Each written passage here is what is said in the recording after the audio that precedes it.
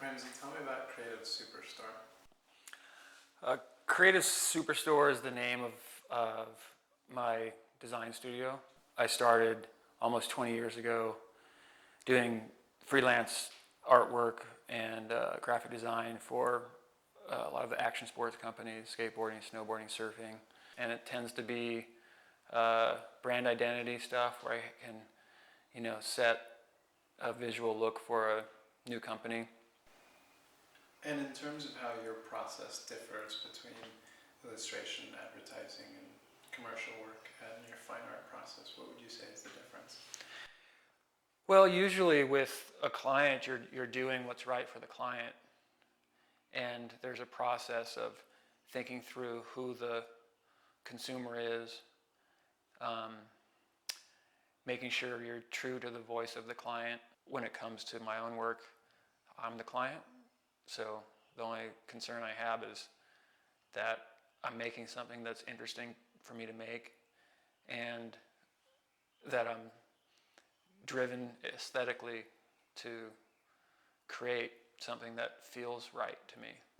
And in terms of actual process, like the physical nature of the art creation, when you're illustrating, you start on paper and then scan and then put it into your computer and manipulate it. And is that the same with your fine art process?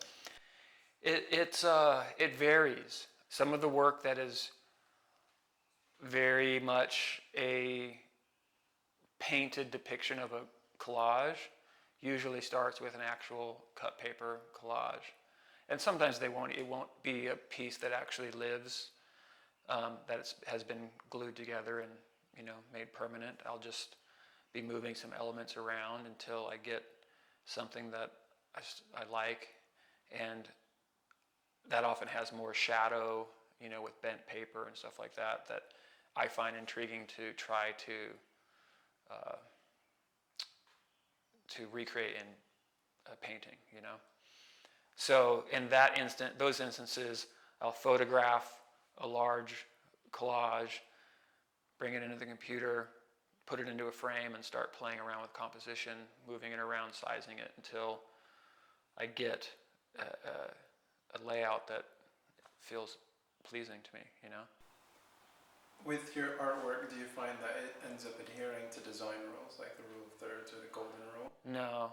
So I've never used any of those things. It's all on feel. I have no clue if someone could apply that to my work or not. It's very much an intuitive thing. I just move things around until they feel right. And sometimes I'll move things around until it feels wrong. It'll feel too right, and I'll have to put something in that throws it off, and then maybe I'll have to make another, change someplace else. But it's like that. If it's too symmetrical, it's not interesting to me. So I'll throw something in to, take it off balance. in terms of content, is it the same process where you let intuition guide you, or? Yeah. It's really